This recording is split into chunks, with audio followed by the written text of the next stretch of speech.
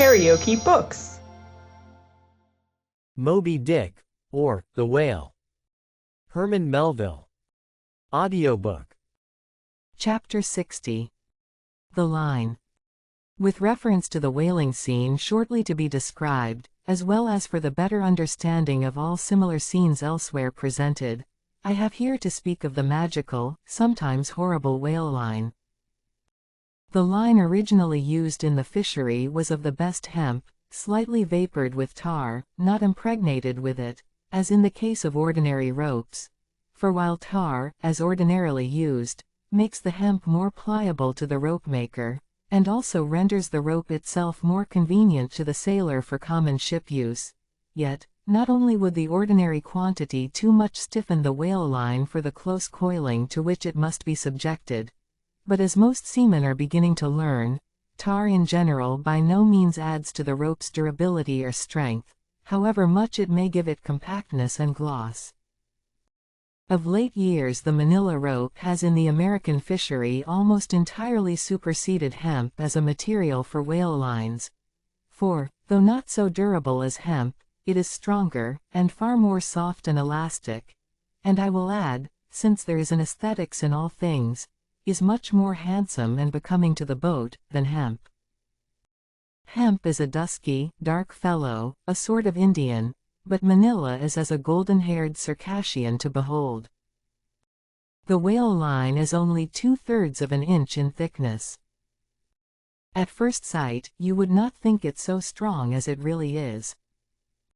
By experiment its 1 and 50 yarns will each suspend a weight of 120 pounds, so that the whole rope will bear a strain nearly equal to 3 tons. In length, the common sperm whale line measures something over 200 fathoms. Towards the stern of the boat it is spirally coiled away in the tub, not like the wormpipe of a still though, but so as to form one round, cheese-shaped mass of densely bedded sheaves, or layers of concentric spiralizations, without any hollow but the heart, or minute vertical tube formed at the axis of the cheese. As the least tangle or kink in the coiling would, in running out, infallibly take somebody's arm, leg, or entire body off, the utmost precaution is used in stowing the line in its tub. Some harpooneers will consume almost an entire morning in this business, carrying the line high aloft and then reeving it downwards through a block towards the tub, so as in the act of coiling to free it from all possible wrinkles and twists. In the English boats 2 tubs are used instead of 1, the same line being continuously coiled in both tubs. There is some advantage in this, because these twin tubs being so small they fit more readily into the boat, and do not strain it so much, whereas, the American tub, nearly 3 feet in diameter and of proportionate depth, makes a rather bulky freight for a craft whose planks are but 1/2 inch in thickness, for the bottom of the whale boat is like critical ice, which will bear up a considerable distributed weight, but not very much of a concentrated one. When the painted canvas cover is clapped on the American line tub, the boat looks as if it were pulling off with a prodigious great wedding cake to present to the whales.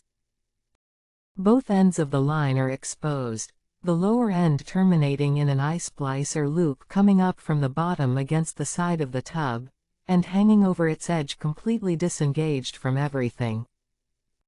This arrangement of the lower end is necessary on 2 accounts. First, in order to facilitate the fastening to it of an additional line from a neighboring boat, in case the stricken whale should sound so deep as to threaten to carry off the entire line originally attached to the harpoon. In these instances, the whale of course is shifted like a mug of ale, as it were, from the one boat to the other, though the first boat always hovers at hand to assist its consort. Second, this arrangement is indispensable for common safety's sake, for were the lower end of the line in any way attached to the boat, and were the whale then to run the line out to the end almost in a single, smoking minute as he sometimes does, he would not stop there, for the doomed boat would infallibly be dragged down after him into the profundity of the sea, and in that case no town crier would ever find her again.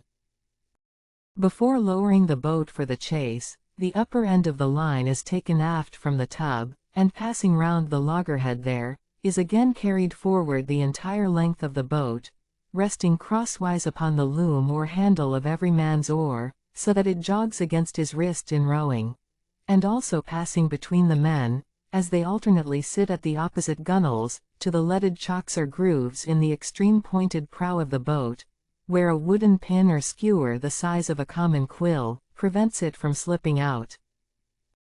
From the chocks it hangs in a slight festoon over the bows, and is then passed inside the boat again, and some 10 or 20 fathoms, called box line, being coiled upon the box in the bows, it continues its way to the gunwale still a little further aft, and is then attached to the short warp, the rope which is immediately connected with the harpoon.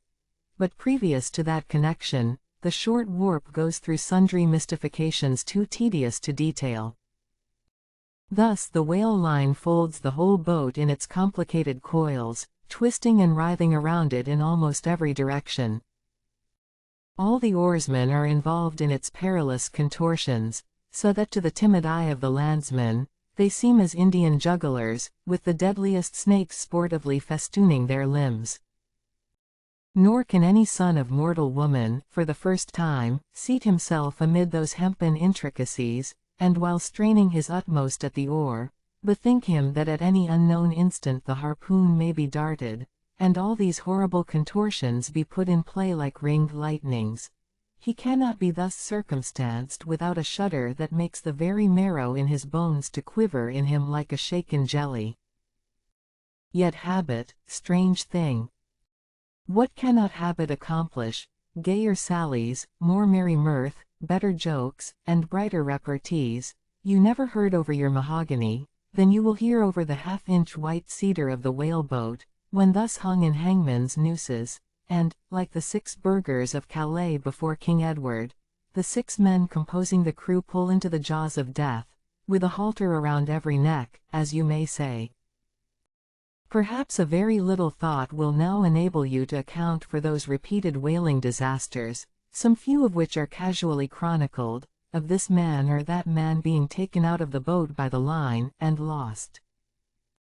For, when the line is darting out, to be seated then in the boat, is like being seated in the midst of the manifold whizzings of a steam engine in full play, when every flying beam, and shaft, and wheel, is grazing you. It is worse, for you cannot sit motionless in the heart of these perils, because the boat is rocking like a cradle, and you are pitched one way and the other, without the slightest warning. And only by a certain self-adjusting buoyancy and simultaneousness of volition and action, can you escape being made a Mazeppa of, and run away with where the all-seeing sun himself could never pierce you out. Again, as the profound calm which only apparently precedes and prophesies of the storm, is perhaps more awful than the storm itself, for, indeed, the calm is but the wrapper and envelope of the storm, and contains it in itself, as the seemingly harmless rifle holds the fatal powder, and the ball, and the explosion, so the graceful repose of the line, as it silently serpentines about the oarsmen before being brought into actual play, this is a thing which carries more of true terror than any other aspect of this dangerous affair. But why say more?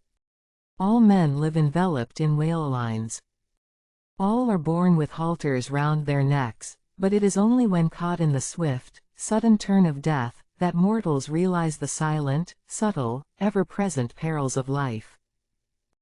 And if you be a philosopher, though seated in the whale-boat, you would not at heart feel one whit more of terror, than though seated before your evening fire with a poker, and not a harpoon, by your side. If you liked what you heard, please subscribe to the channel.